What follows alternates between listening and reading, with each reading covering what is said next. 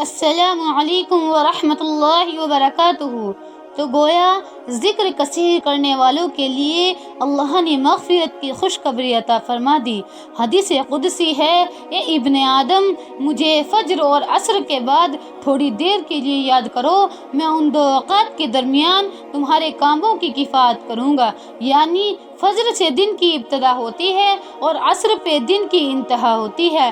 اگر ان دو اوقات میں بندہ اللہ کو یاد کر لے تو درمیان کا وقت جو ہے اللہ اس میں بندے کی مدد فرماتا ہے، اس کے رزق میں برکت ہوتی ہے، اس کے مال میں برکت ہوتی ہے، کاروبار میں برکت ہوتی ہے، پھر ہر کام میں برکت ہوتی ہے۔ اس پہ مشائخ فجر اور عصر کے بعد مراقبہ ذکر وغیرہ کے لیے کہتے ہیں۔ فجر کا وقت نورانی وقت ہوتا ہے اور اس وقت میں چونکہ شیخ کے بتائے ہوئے معاملات کیے جاتے ہیں، اور عصر کے بعد بھی اللہ کو یاد کیا جائے، اللہ کی برکت ہوتی ہے۔ اب آپ اندازہ لگائیں، اور اللہ کو یاد کرنے سے سارا دن اللہ بندے کا کام کرتا ہے، اس کی جو تکلیف ہے، پریشانی ہے، مشکلات ہے، اللہ سب دور کر دیتا ہے۔ ایک مرتبہ اللہ تعالیٰ نے موسیٰ علیہ السلام پر وحی نازل فرمائی، اے موسیٰ علیہ السلام، کیا آپ پسند کرتے ہیں کہ میں تیرے ساتھ تیرے گھر میں رہوں؟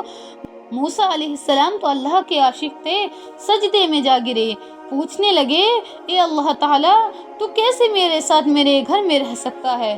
اللہ نے فرمایا، جو میرا ذکر کرتا ہے میں اس کا ہم جلیس ہوں، یعنی جو اللہ کو یاد کرتا ہے میں اس کے ساتھ ہوتا ہوں، اسی کے پاس ہوتا ہوں۔